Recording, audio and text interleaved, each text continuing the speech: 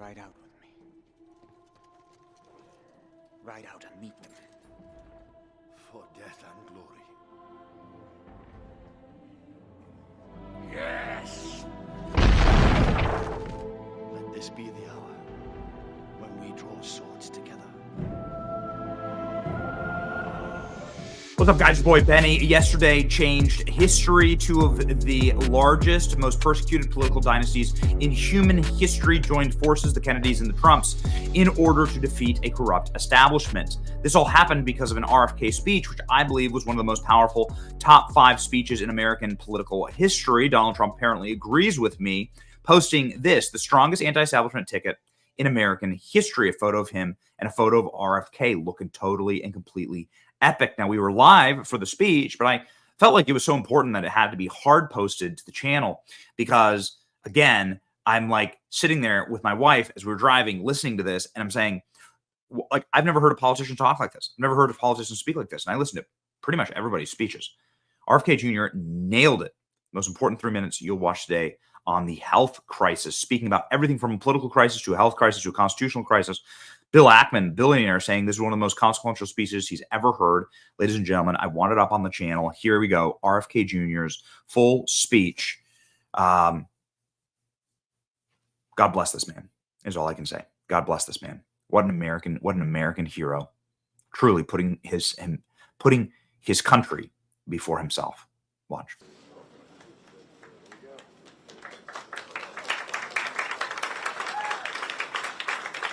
Hello, everyone. Welcome so much for being here.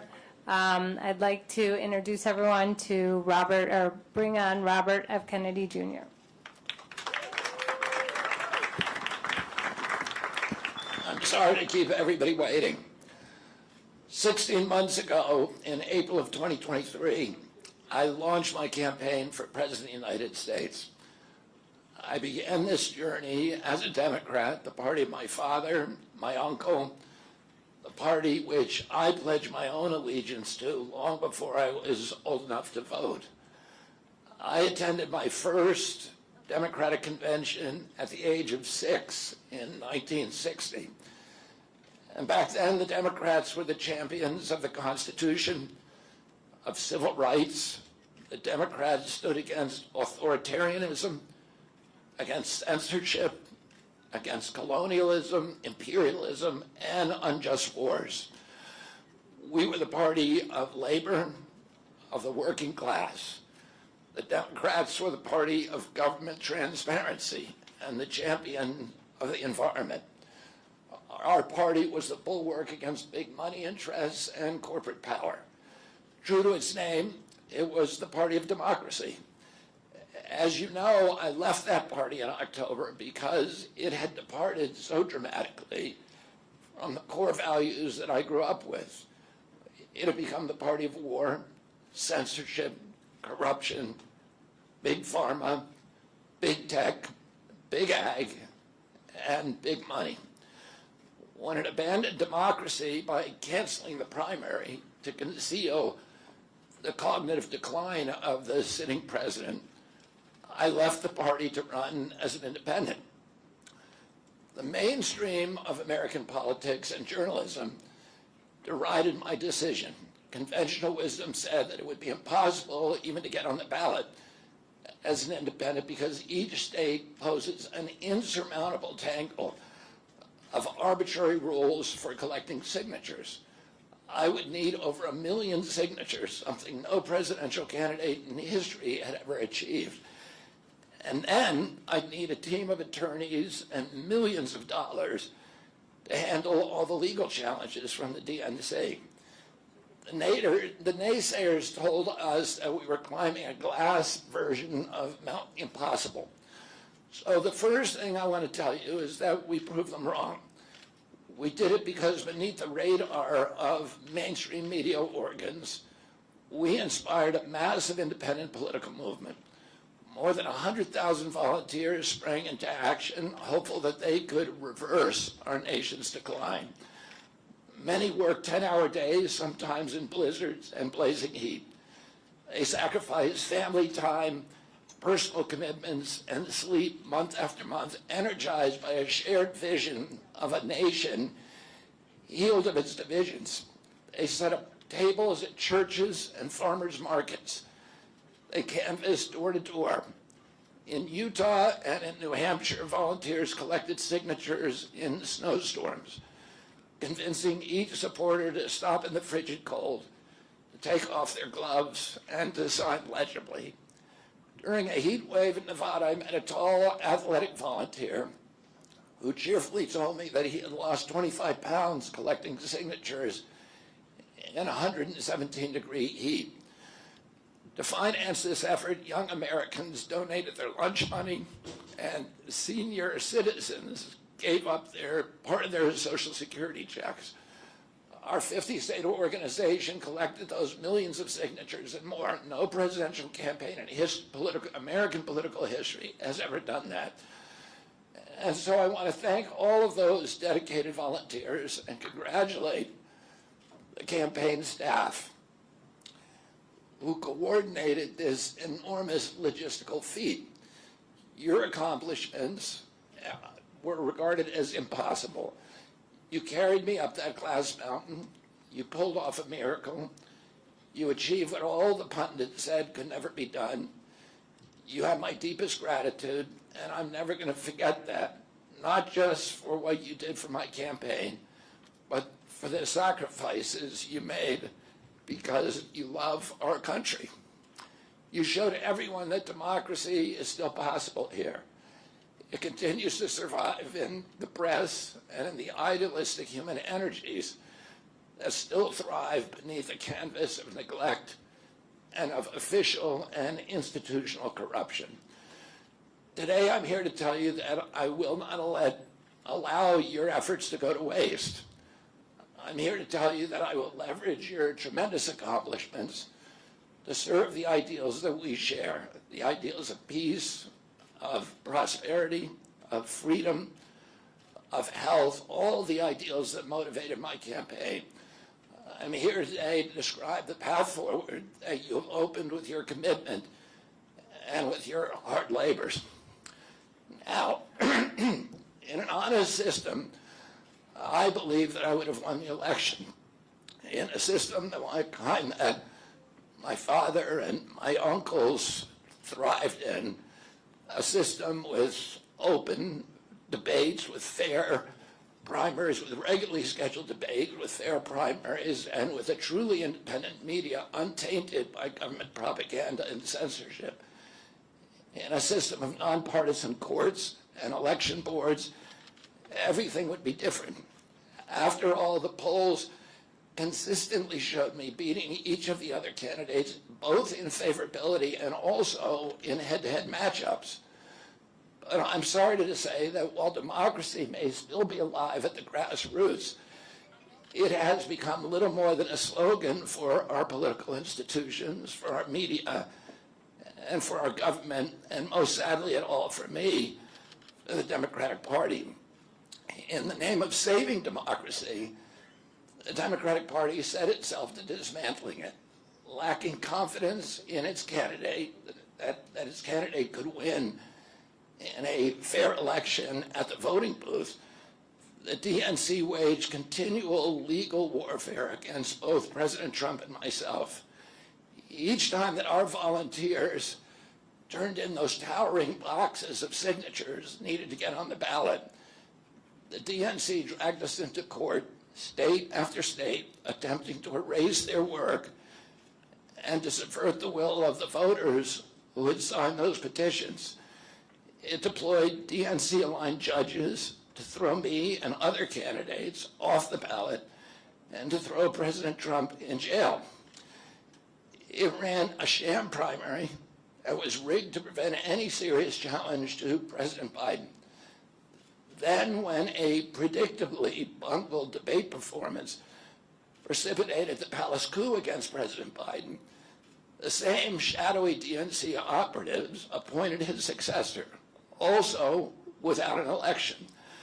They installed a candidate who was so unpopular with voters that she dropped out in 2020 without winning a single delegate. My uncle and my father both relished debate. They prided themselves on their capacity to go toe-to-toe with any opponent in the battle over ideas. They would be astonished to learn of a Democratic Party presidential nominee who, like Vice President Harris, has not appeared in a single interview or an unscripted encounter with voters for 35 days. This is profoundly undemocratic.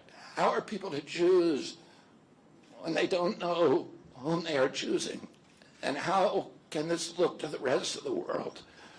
My father and my uncle were always conscious of America's image abroad because of our nation's role as the template for democracy, the role model for democratic processes, and the leader of the free world. Instead of showing us her substance and character, the DNC and its media organs engineered a surge of popularity for Vice President Harris based upon, well, nothing. No policies, no interviews, no debates, only smoke and mirrors and balloons in a highly produced Chicago circus. There in Chicago, a string of Democratic speakers mentioned Donald Trump 147 times just on the first day. Oh, who needs a policy when you have Trump to hate? In contrast, at the RNC convention, President Biden was mentioned only twice in 4 days. I do interviews every day. Many of you have interviewed me. Anybody who asks gets to interview me. Some days I do as many as 10. President Trump, who actually was nominated and won an election, also does interviews daily. How did the Democratic Party choose a candidate that has never done an interview or debate during the entire election cycle? We know the answers. They did it by weaponizing the government agencies. They did it by abandoning democracy. They did it by suing the opposition and by disenfranchising American voters. What most alarms me isn't how the Democratic Party conducts its internal affairs or runs its candidates. What alarms me is the resort to censorship and media control and the weaponization of the federal agencies. When a U.S. president colludes with or outright coerces media companies to censor political speech, it's an attack on our most sacred right of free expression, and that's the very right upon which all of our other constitutional rights rest. President Biden mocked Vladimir Putin's 88% landslide in the Russian elections, observing that Putin and his party controlled the Russian press and that Putin prevented serious opponents from appearing on the ballot. But here in America, the DNC also prevented opponents from appearing on the ballot. And our television networks exposed themselves as Democratic Party organs. Over the course of more than a year, in a campaign where my poll numbers reached at times in the high 20s, the DNC-allied mainstream media networks maintain a near perfect embargo on interviews with me. During his 10-month presidential campaign in 1992, Ross Perot gave 34 interviews on mainstream networks. In contrast, during the 16 months since I declared, ABC, NBC, CBS, MSNBC, and CNN combined gave only 2 live interviews from me. Those networks instead ran a continuous deluge of hit pieces with inaccurate, often vile, pejoratives and defamatory smears. Some of those same networks and colluded with the DNC to keep me off the debate stage. Representatives of those networks are in this room right now, and I'll just take a moment to ask you to consider the many ways that your institutions have abdicated this really sacred responsibility, the duty of a free press to safeguard democracy and to challenge always the party in power. Instead of maintaining that posture of fierce skepticism toward authority, Your institutions have made themselves government mouthpieces and stenographers for the organs of power. You didn't alone cause the devolution of American democracy, but you could have prevented it. The Democratic Party's censorship of social media was even more of a naked exercise of executive power. This week, a federal judge, Terry Doty, upheld my injunction against President Biden, calling the White House's censorship project, quote, the most egregious violation of the First Amendment in the history of the United States of America. Doty's previous 155-page decision details how just 37 hours after he took the oath of office, swearing to uphold the Constitution, President Biden and his White House opened up a portal and then invited the CIA, the FBI, CISA, which is a censorship agency, it's the center of the censorship industrial complex, DHS, the IRS, and other agencies to censor me and other political dissidents on social media. Even today, users who try to post my campaign videos to Facebook or YouTube get messages that this content violates community standards. 2 days after Judge Doty rendered his decision this week, Facebook was still attaching warning labels to an online petition calling on ABC to include me in the upcoming debate. They said that violates community standards, their community standards. The mainstream media was once the guardian of the First Amendment and democratic principles, and it's joined this systemic attack on democracy. It also, the media justifies their censorship on the grounds of combating misinformation, but governments and oppressors don't censor lies. They don't fear lies. They fear the truth, and that's what they censor. And I don't want any of this to sound like a personal complaint, because it's not. For me, it's all part of a journey, and it's a journey that I signed up with. But I need to make these observations because I think they're critical for us doing the thing that we need to do as citizens in a democracy to assess where we are in this country and what our democracy still looks like and the assumptions about U.S. leadership around the globe. And are we really still a role model for democracy in this country? Or have we made it, a kind of a joke? And here's the good news. While mainstream outlets denied me a critical platform, they didn't shut down my ideas, which have especially flourished among young voters and independent voters, thanks to the alternative media. Many months ago, I promised the American people that I would withdraw from the race if I became a spoiler. A spoiler is someone who will alter the outcome of the election but has no chance of winning. In my heart, I no longer believe that I have a realistic path to electoral victory in the face of this relentless systematic censorship and media control. So I cannot in good conscience ask my staff and volunteers to keep working their long hours or ask my donors to keep giving when I cannot honestly tell them that I have a real path to the White House. Furthermore, our polling consistently showed that by staying on the ballot in the battleground states, I would likely hand the election over to the Democrats with whom I disagree on the most existential issues: censorship, war, and chronic disease. Oh, I want everyone to know that I am not terminating my campaign. I am simply suspending it and not ending it. My name will remain on the ballot in most states. If you live in a blue state, you can vote for me without harming or helping President Trump or Vice President Harris. In red states, the same will apply. I encourage you to vote for me. And if enough of you do vote for me, and neither of the major party candidates win 270 votes, which is quite possible. In fact, today our polling shows them tying at 269 to 269. And I could conceivably still end up in the White House in a contingent election. But in about 10 battleground states where my presence would be a spoiler, I'm going to remove my name. And I've already started that process and urge voters not to vote for me.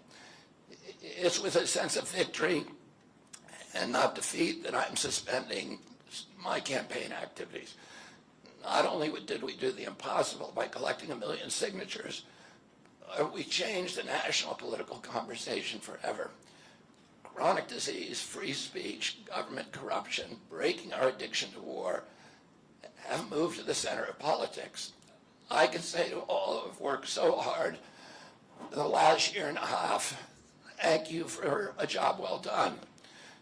3 great causes drove me to enter this race in the first place, primarily. And these are the principal causes that persuaded me to leave the Democratic Party and run as an independent. And now to throw my support to President Trump. The causes were free speech, a war in Ukraine, and the war on our children. I've already described some of my personal experiences and struggles with the government's censorship industrial complex.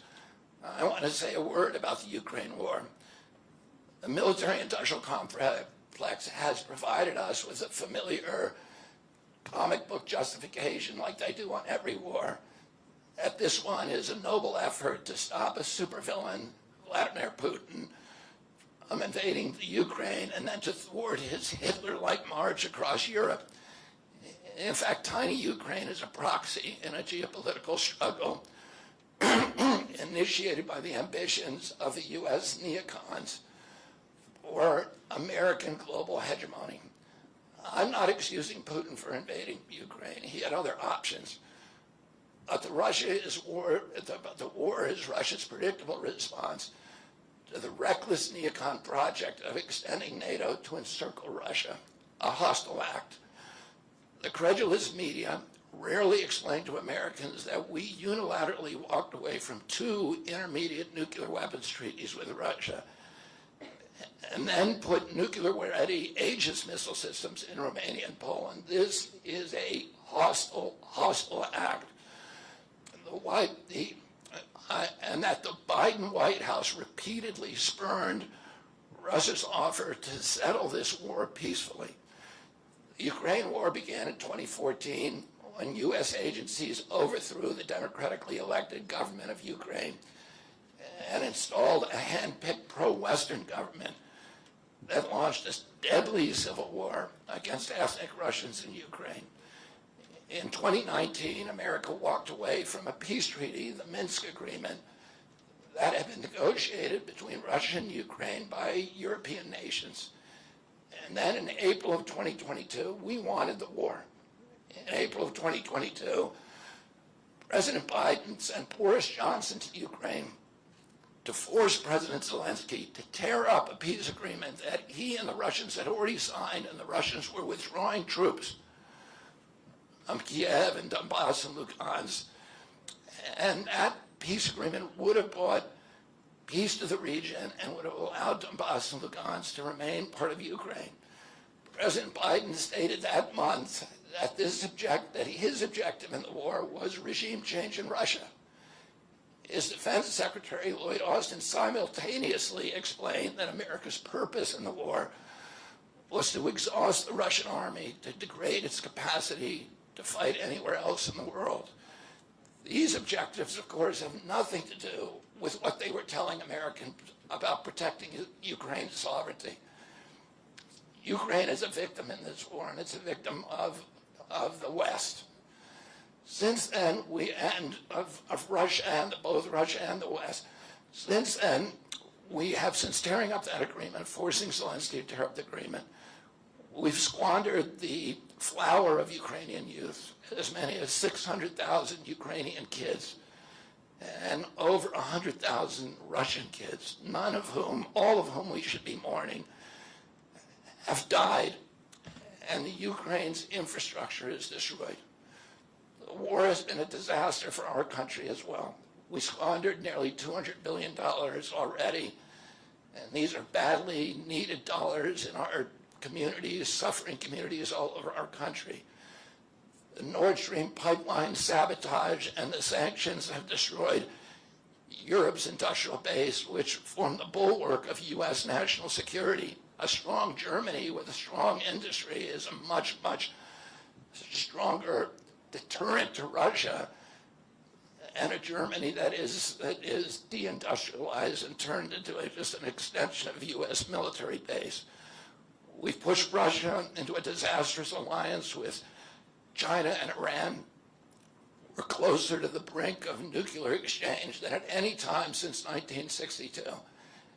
And the neocons in the White House don't seem to care at all.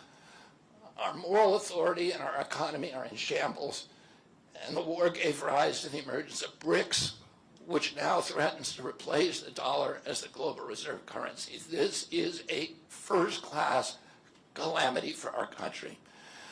Judging by her bellicose, belligerent speech last night in Chicago, we can assume that President Harris will be an enthusiastic advocate for this and other neocon military adventures. And President Trump says that he will reopen negotiations with President Putin and end the war overnight as soon as he becomes president. This alone would justify my support for his campaign.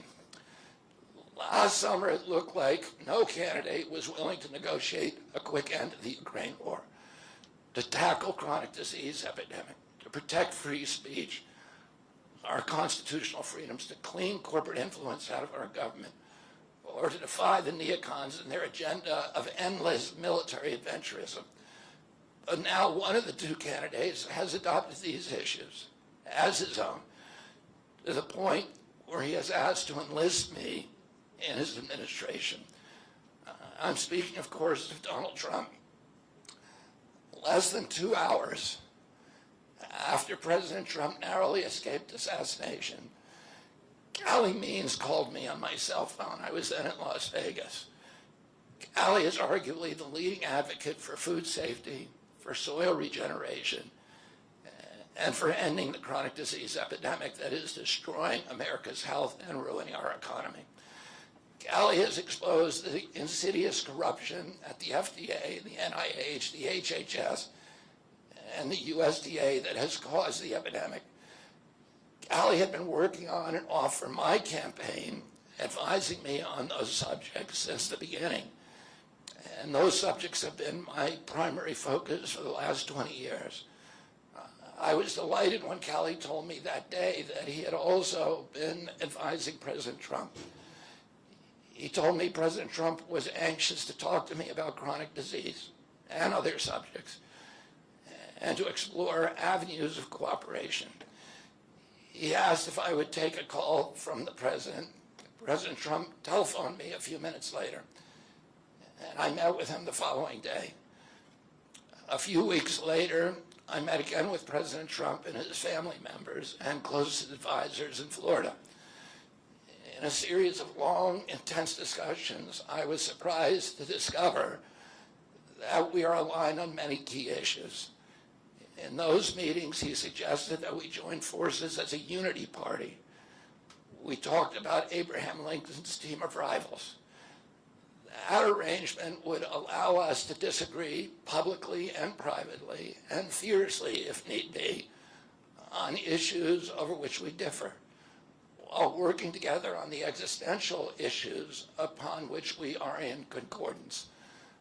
I was a ferocious critic of many of the policies during his first administration, and there are still issues and approaches upon which we continue to have very serious differences.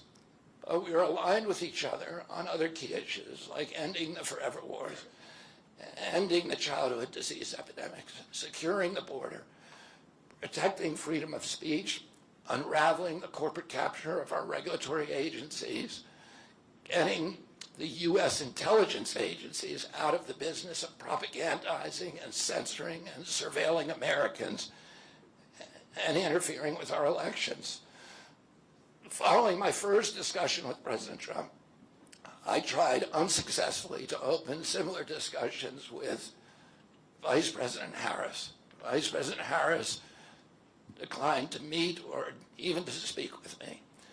Suspending my candidacy is a heart-rending decision for me, but I'm convinced that it's the best hope for ending the Ukraine war and ending the chronic disease epidemic that is eroding our nation's vitality from the inside, and for finally protecting free speech.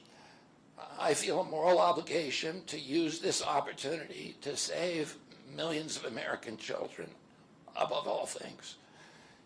In case some of you don't realize how dire the condition is of our children's health and chronic disease in general, I would urge you to view Dr. Carlson's recent interview with Callie Means and his sister, Dr. Casey Means, who is the top graduate of her class at Stanford Medical School. This is an issue that affects all of us far more directly and urgently than any culture war issue and all the other issues that we obsess on and that are tearing apart our country. This is the most important issue. Therefore, it has the potential to bring us together. So let me share a little bit about why I believe it's so urgent. Today, 2/3, we spend more on healthcare than any country on earth, twice what they pay in Europe. And yet we have the worst health outcomes of any nation in the world. We're about 79th in health outcomes behind Costa Rica and Nicaragua and Mongolia and other countries.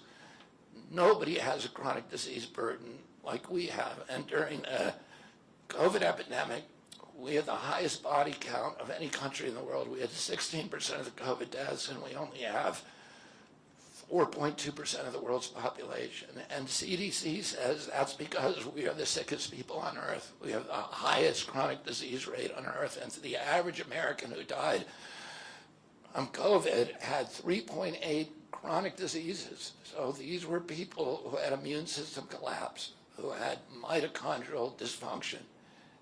And no other country has anything like this. 2/3 of American adults and children suffer from chronic health issues. 50 years ago, that number was less than 1%. So we've gone from 1% to 66%. In America, 74% of Americans are now overweight or obese, and 50% of our children. 120 years ago, when somebody was obese, they were sent to the circus. There were case reports done about them. Obesity was almost unknown. In Japan, the childhood obesity rate is 3% compared to 50% here. Half of Americans have pre-diabetes or type 2 diabetes. When my uncle was president, I was a boy. Juvenile diabetes was effectively non-existent. A typical pediatrician would see one case of diabetes during his entire career, a 40 or 50-year career. Today, 1 out of every 3 kids who walks through his office door is diabetic or pre-diabetic, and the mitochondrial disorder that caused diabetes also causing Alzheimer's, which is now classified as diabetes, and it's costing this country more than our military budget every year. There's been an explosion of neurological illnesses that I never saw as a kid: ADD, ADHD, speech delay, language delay, Tourette's syndrome, narcolepsy, ASD, Asperger's, autism. In the year 2000, the autism rate was 1 in 1,500. Now autism rates in kids are 1 in 36, according to CDC nationally. Nobody's talking about this. 1 in every 22 kids in California has autism. And this is a crisis that 77% of our kids are too disabled to serve in the United States military. What is happening to our country? And why isn't this in the headlines every single day? There's nobody else in the world that is experiencing this. This is only happening in America. About 18%, and by the way, you know, there has been no change in diagnosis, which the industry sometimes like to say. There has been no change in screening. This is a change in incidence. In my generation, 70-year-old men, the autism rates are about 1 in 10,000. In my kids' generation, 1 in 34. I'll repeat, in California, 1 in 22. Why are we letting this happen? Why are we allowing this to happen to our children? These are the most precious assets that we have in this country. How can we let this happen to them? About 18% of American teens now have fatty liver disease. That's like 1 out of every 5. That disease, when I was a kid, only affected late-stage alcoholics who were elderly. Cancer rates are skyrocketing in the young and the old.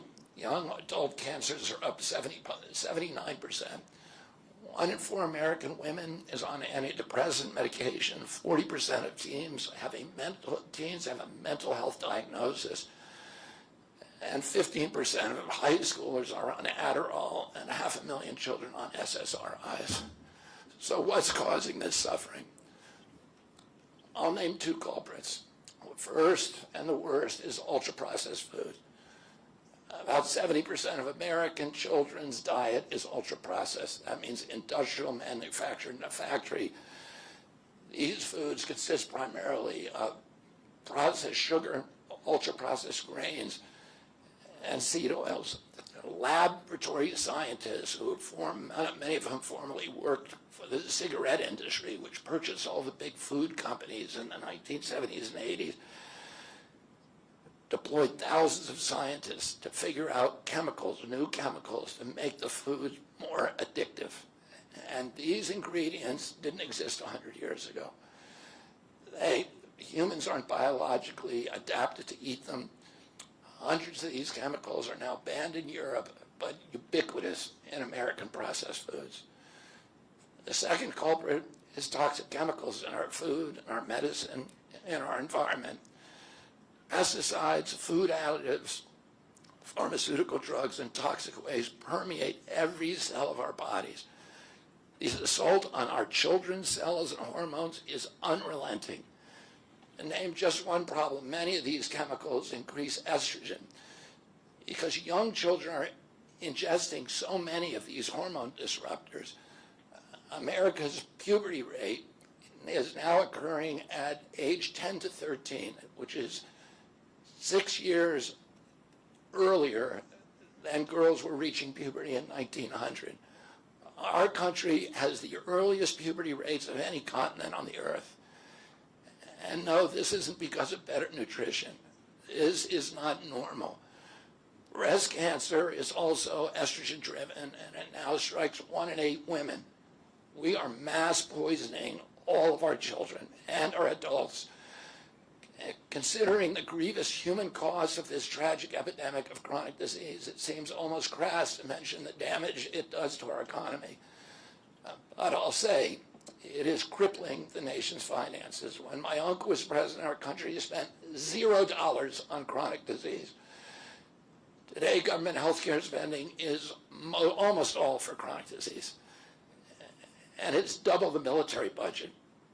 And it is the fastest growing budget item in the federal budget. And chronic disease costs more to the economy as a whole, costs at least $4 trillion, 5 times our military budget. And that's a 20% drag on everything we do and everything we aspire to. Poor and minority communities suffer disproportionately. People who worry about DEI or about bigotry of any kind, this dwarfs anything. We are poisoning the poor. We are systematically poisoning minorities across this country. Industry lobbyists have made sure that most of the food stamp lunch program, about 70% of food stamps and about 70 or 77% of school lunches are processed foods. There's no vegetables. There's nothing that you would want to eat. We are just poisoning the poor citizens, and that's why they have the highest chronic disease burden of anybody, any demographic in our country, and the highest in the world. The same food industry lobbied to make sure that nearly all agricultural subsidies go to commodity crops that are the feedstock of processed food industry. These policies are destroying small farms, and they're destroying our soils. We give about, I think, 8 times as much in subsidies to tobacco than we do to fruits and vegetables. It makes no sense. If we want a healthy country, the good news is that we can change all this. We can change it very, very quickly. America can get healthy again. To do that, we need to do 3 things. First, we need to root out the corruption in our health agencies. Second, we need to change incentives in our healthcare system. And third, we need to inspire Americans to get healthy again. 80% of NIH grants go to people who have conflicts of interest. These are the people, virtually everybody who sits, Joe Biden just appointed a new panel to NIH to decide the food recommendations. And they're all people who are from the industry. They're all people who are from the processed food companies. They're deciding what Americans, here is healthy.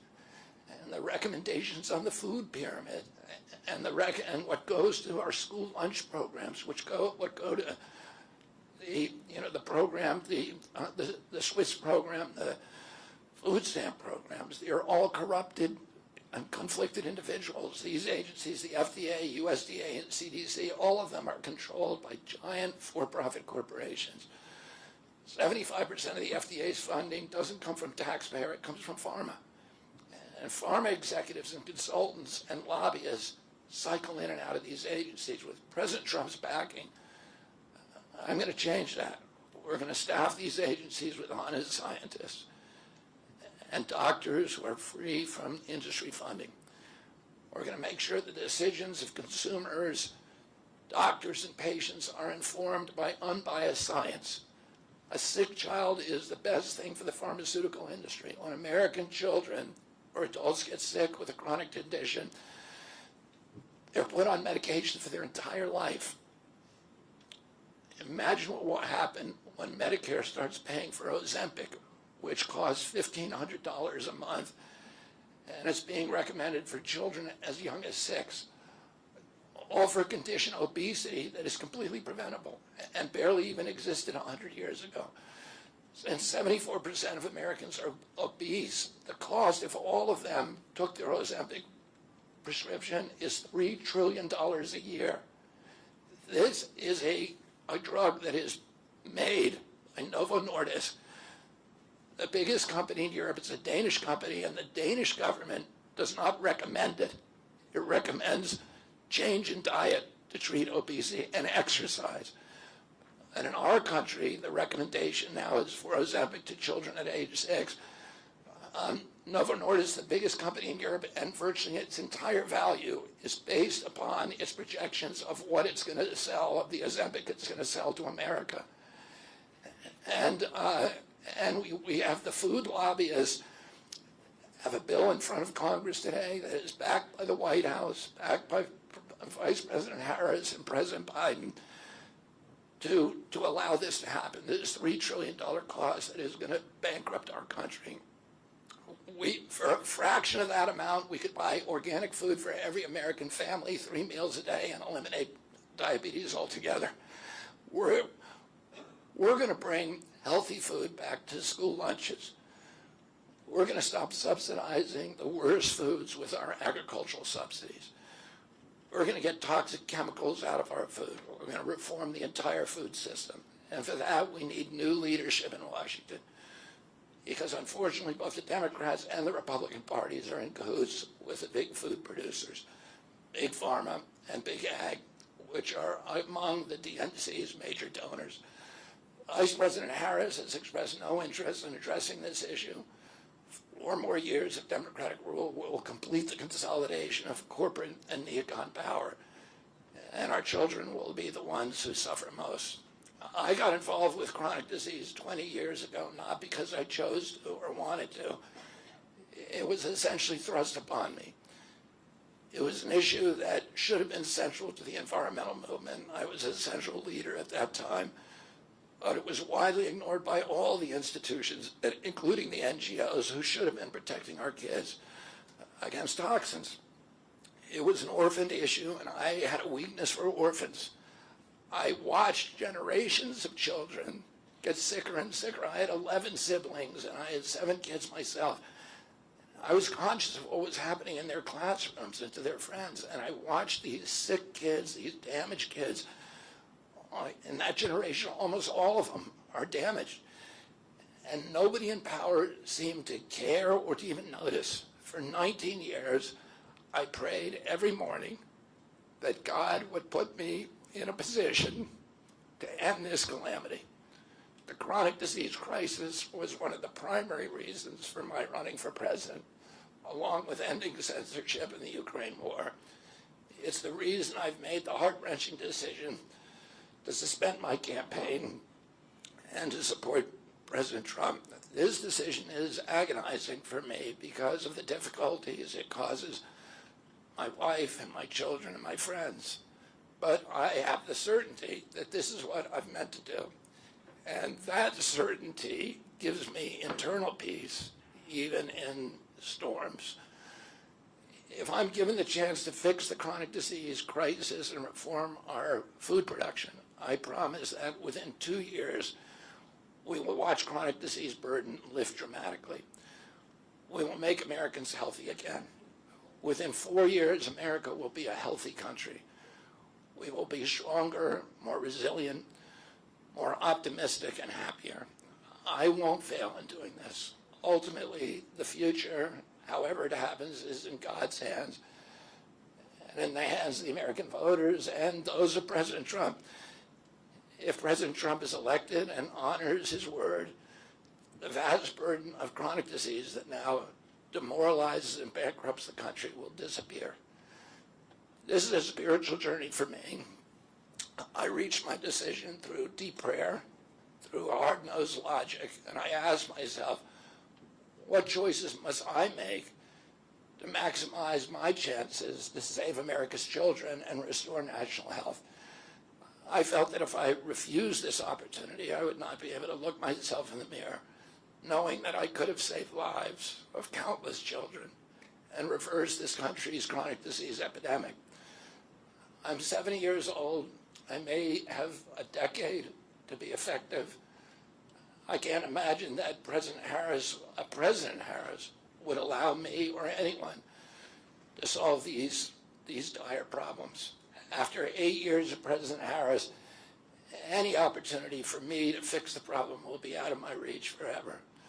President Trump has told me that he wants this to be his legacy. I'm choosing to believe that this time he will follow through. His son, his biggest donors, his closest friends, and all support this objective. My joining the Trump campaign will be a difficult sacrifice for my wife and children, but worthwhile if there's even a small chance of saving these kids. Ultimately, the only thing that will save our country and our children is if we choose to love our kids more than we hate each other. That's why I launched my campaign to unify America. My dad and uncle made such an enduring mark on the character of our nation, not so much because of any particular policies that they promoted, but because they were able to inspire profound love for our country and to fortify our sense of ourselves as a national community held together by ideals. They were able to put their love into the intentions and hearts of ordinary Americans and to unify a national populist movement of Americans, blacks and whites, Hispanics, urban and rural Americans. They inspired affection and love and high hopes and a culture of kindness that continue to radiate among Americans from their memory. That's the spirit on which I ran my campaign and that I intend to bring into the campaign of President Trump. Instead of vitriol and polarization, I will appeal to the values that unite us, the goals that we could achieve if only we weren't at each other's throats. The most unifying theme for all Americans is that we all love our children. If we all unite around that issue now, we can finally give them the protection, the health, and the future that they deserve. Thank you all very much.